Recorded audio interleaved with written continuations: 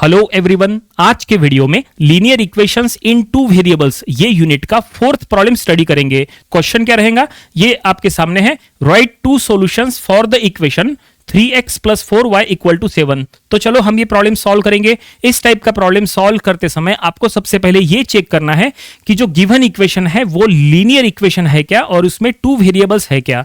तो यहां पे क्या इक्वेशन है, 3x + 4y = 7। इसमें टू वेरिएबल्स है, पहला है x और दूसरा है y, और ये दोनों x और y का पावर यहां पे 1 है। इट मींस ये हो गया linear equation in two variables. तो चलो हम ये प्रॉब्लम सॉल्व करेंगे और यहां पे क्या फाइंड आउट करना है, हमें ये इक्वेशन के दो सॉल्यूशंस फाइंड आउट करना है। यहां लिखा है दो सॉल्यूशंस। इसके पहले जो हमने 3 प्रॉब्लम्स लिए थे उसमें और इसमें डिफरेंस क्या है वो समझ लो। इसके पहले के प्रॉब्लम्स में पर्टिकुलर गिवन इक्वेशन के सॉल्यूशंस ऑलरेडी दिए थे, हमें बस वहां पे चेक करना था कि वो सॉल्यूशन उसी इक्वेशन के है या नहीं, वो हमें वहां चेक करना था। लेकिन यहां ऐसा नहीं है, यहां इसके अलग से दो सॉल्यूशंस फाइंड आउट करना है। एग्जाम में प्रॉब्लम्स में दो सॉल्यूशन फाइंड आउट करने के लिए भी कहेंगे, 3 या 4 या 5 सॉल्यूशंस भी फाइंड आउट करने के लिए आ सकता है। तो कितने भी सॉल्यूशंस आप निकाल सकते हैं, कोई फर्क नहीं पड़ता। सॉल्यूशंस निकालने के लिए तरीका क्या है वो सुनो।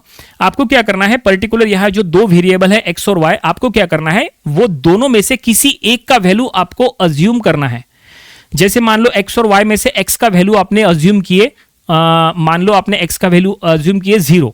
अगर आपने x का वैल्यू 0 लिए तो वो 0 के लिए y का क्या वैल्यू है वो आपको फाइंड आउट करना पड़ेगा। ठीक है, तो वही उसके सॉल्यूशंस हो जाएंगे।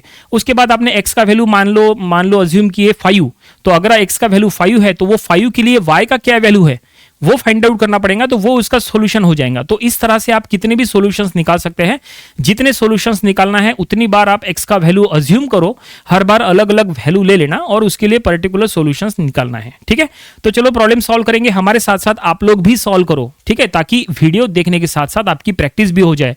तो बुक और पेन ले लो और हमारे साथ साथ सॉल्व करो, और हो सके तो हमसे पहले सॉल्व करो और कमेंट करके बताओ कि आपका क्या आंसर आ रहा है। तो चलो अब यहाँ पे हम सॉल्यूशन स्टार्ट करते हैं। तो गिवन इक्वेशन हम यहां पे लिख लेंगे। गिवन इक्वेशन इज क्या दिया है, 3x + 4y = 7। ये गिवन इक्वेशन है।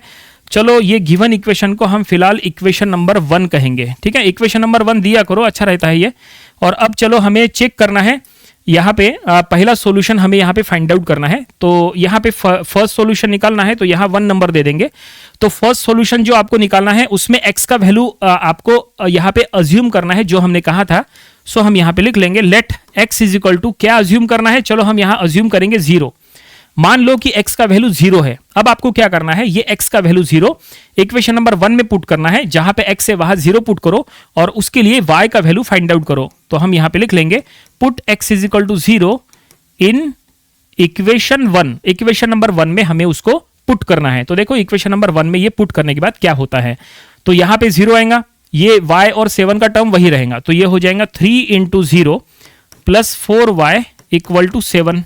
ठीक है, 3 × 0 यानी 0 + 4y = 7। ठीक है, अब ये क्या हो जाएगा, ये 4y = 7। अब यहां से y फाइंड आउट करना है, तो y फाइंड आउट करना है तो क्या हो जाएगा, ये 7/4। ठीक है, 7 को 4 से डिवाइड नहीं किया जा सकता है, तो ये हमें सेकंड सॉल्यूशन मिल गया। ये हमें y का सॉल्यूशन मिल गया। y क्या मिला, 7/4। और x हमने क्या लिए थे, x हमने लिए थे 0। इसका मतलब यह है कि ये गिवन इक्वेशन का पहला सॉल्यूशन हो गया 0, 7/4। तो हम यहाँ स्टेटमेंट में ऐसा लिख लेंगे। देखो आपको स्टेटमेंट में क्या लिखना है, सो स्टेटमेंट में ऐसा हम लिख लेंगे। So therefore x = 0 and y = क्या आया, 7/4 है ना, 0 and 7/4। x = 0 and y = 7/4 are the first solution of equation. क्या इक्वेशन है, इक्वेशन है 3x + 4y = 7। ठीक है, ये आपको इस तरह से स्टेटमेंट में लिख लेना है। Therefore x = 0 and y = 7/4 are the first यहाँ पे सॉल्यूशन। इसी स्टेटमेंट में आपको एग्जाम में लिखना है, ये जरूरी नहीं है, आप अपने मन से स्टेटमेंट लिख सकते हैं, कोई दिक्कत नहीं है। आपके कॉलेज में या स्कूल में जो आपके टीचर पढ़ा रहे आपको उसके अकॉर्डिंग चलना चाहिए। हमने फिलहाल ये स्टेटमेंट लिख लिया है। ठीक है, तो ये हमने फर्स्ट सॉल्यूशन निकाल लिए, यानी आधा प्रॉब्लम सॉल्व हो गया। चलो अब सेकंड सॉल्यूशन निकालते हैं, क्योंकि यहां लिखा है कि 2 सॉल्यूशंस फाइंड आउट करो। तो चलो सेकंड सॉल्यूशन फाइंड आउट करना स्टार्ट करते हैं। तो बिल्कुल इसी तरह से सेकंड सॉल्यूशन निकालना है, तो उसके लिए x का वैल्यू यहाँ पे पहले हमने 0 लिए थे, अब चलो अज्यूम करो x का वैल्यू मान लो 1, ठीक है। तो हम यहाँ पे लिख लेंगे let x is equal to 1, और अब आपको क्या करना है, पुट करना है, ये put x is equal to 1 in equation 1, ठीक है। इक्वेशन नंबर 1 में इसको पुट करो, जहां पे x है वहां पे 1 पुट करो, और उसके लिए क्या y का वैल्यू आता है वो फाइंड आउट करो। तो चलो हम यहाँ पे फाइंड आउट करेंगे। तो इक्वेशन नंबर 1 में यहाँ x के जगह 1 आएगा, बाकी पूरा इक्वेशन वही रहेगा। 3 into 1 plus 4 into y equal to 7, ठीक है। अब इसको सॉल्व करो तो ये हो गया 3 प्लस 4y इक्वल टू 7। अब ये 3 को उधर शिफ्ट करो तो ये हो जाएगा 4y इक्वल टू 7 माइनस 3, तो ये हो जाएगा 4y इक्वल टू 7 माइनस 3 कितना 4। तो अब y फाइंड आउट करना है तो 4 को 4 से डिवाइड करो, so y equal to 4/4। So finally हमें y मिल गया कितना 1। तो इस तरह से ये हमें सेकंड सॉल्यूशन मिल गया है। देखो सेकंड सॉल्यूशन मिला है, क्या मिला है 1 1, पर्टिकुलर गिवन इक्वेशन का सेकंड सॉल्यूशन हो गया 1 1। x का वैल्यू 1 जब लिए तो y का वैल्यू भी 1 आया है, इसका मतलब ये हो गया सेकंड सॉल्यूशन। तो हम यहां पे लिख लेंगे therefore x is equal to 1 and y is equal to 1 are the second solution, are the second solution for the equation लिखो या ऑफ द इक्वेशन लिखो, कोई फर्क नहीं पड़ेगा।